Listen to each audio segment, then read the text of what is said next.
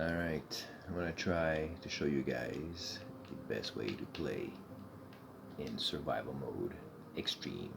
Like, I'm not taking any endurance because it's just gets too easy, a little too fast. So I decided to take away all endurance points, take away all strength points. Basically, all I'm going to do is give myself 6 for charisma to be able to do the stores. I'm going to give myself 3 perception to get the bobblehead to give me 4, gives me lockpicking. And then I'm going to go for agility of 7 to get ninja with the sneak. And lastly, I'm going to put everything else in luck just because I got nowhere else to put it. And it's going to get me with the book, should be get me up to 10. So, see how that goes. I'm just going to pause it now. Alright, so like I was saying, 1 strength, because all you need is for carry weight, and you got companions. The perception is 3, you get a bobblehead at the beginning, gives me 4 to locksmith ready early. No endurance at all, so you die even harder in survival. That's the hardest thing. Usually you'd put that at 10 to be able to get the most, which is what I usually do, which I was too fine too easy. Charisma, I was at 6 to get the stores and the supply lines. No intelligence, who cares? Agility 7, that's for the ninja and the sneak, and put all the rest in luck and see if we can get some more interesting loot. So keep it back later.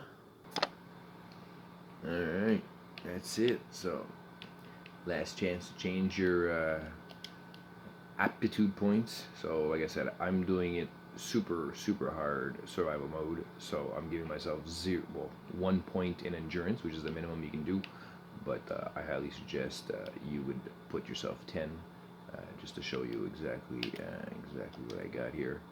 So, yeah, you would put this all the way. So, basically, you would take off all the luck, put them all in endurance. I'm just making it extra super hard survival mode. So sticking with that, I'll show you again.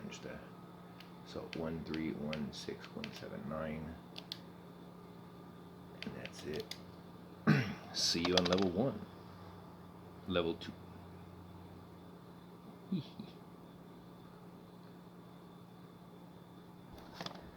Alright, so basically you should be leveling up right away as soon as you finish the second part at the beginning with killing those stupid little flies.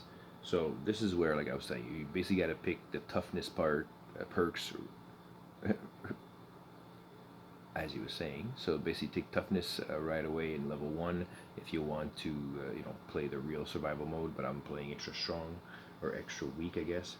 So I'm going with the sneak first instead of toughness. So I'm gonna just let him talk a little bit. I'll meet you later. So yeah, so now I'm gonna be meeting Preston. So you can either wait to get the locksmith, which is what I could do. So instead of picking the sneak, or like I said, you should be picking toughness. Back at you level 3. Actually, I decided to give you a little tour.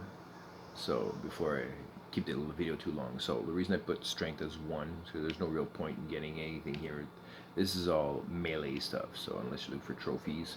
The reason I don't go for armor or the blacksmith is because if you find or buy anything that you need, you can unmod it and put it on anything you have with a star. So that's basically what I prefer collecting anyways than just doing it myself. So you just, instead of collecting the junk, you collect the actual mods on existing guns and unmod them. So there goes strength perception 3. So I'm at 3 right now, just because I know there's a bubble ahead in the next level up. Sorry, spoiler alert. So I'll be able to get the locksmithing going, which I can't right now. With no big deal. Endurance again. So you should have this at 9, if 10, if you were possible. Not to do any of these at all, except a lot of people like Aqua Girl, but I don't think so. Life Giver is pretty good, gives you extra 20 points, but you get it at leveling up. So toughness is really the only and best one to take here, whether you're playing survival mode extreme like me or not. I'm just going to try to not to use it and see how far I can get before I have to. Charisma with 6 here. The only reason is for the local leader, so I could pick this first right away to be able to get the supply lines to the other settlements going. But like I was saying, the reason I pick so high with the agility Like I said, intelligence, nothing interesting here. A medic, maybe later on when I get the bobblehead, if you want to, not use stim packs, but you barely use any. So agility at 6. The reason being, there's some really good ones here. Commando is okay if you got that with automatic weapon, but I prefer the Rifleman over here, over Commando. Anyways, so the key here is sneak. This is by far probably the best perk in the game in survival mode, because the more you level up, you basically don't blow up any floor mines. You just pick them up and collect them. So it really helps. That little thing helps your sneaks be a lot better. So you match that one with this one, Ninja. So that's the 1-2 punch of survival mode. If you can match these two together, Ninja with Sneak, you've got a killer build here. So again, on the luck, I just dumped all my points. In luck, I'm at 9. The key here would be Bloody Mess, which gives you 5% every time. So basically you get 5, 10, 15. You can play a little bit with these better critical. That's a key one too that you want to play with also. There's a banker in there. Reaper is like, I'm so high up in the stars I could use them eventually up when you're 20 and 50 range levels. You got nothing else to do with your perks basically. So this is the best build I can think of. So like I was saying, right now I'm going to pick Sneak. What is it at? There we go. Gives me 20% harder deck things, so just easy first level stuff. And let's go meet Preston. Actually, right before you meet Preston, first thing you need to do is go to this workshop. It's going to open up. Obviously, you probably already knew this already, but in survival mode, it's very key to dump your shit when you can.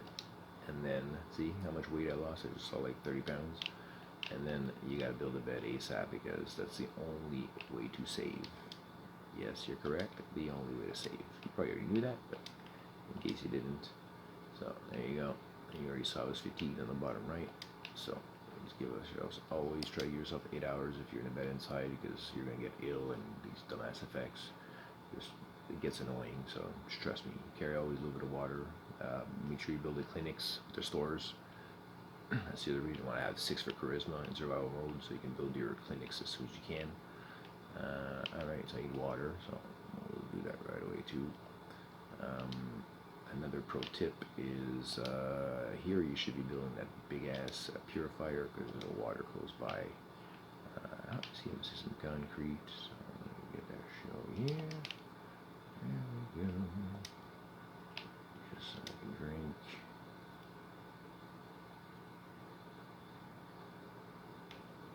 Alright, we're good to go. Off to meet Preston if I'm not mistaken. Basically,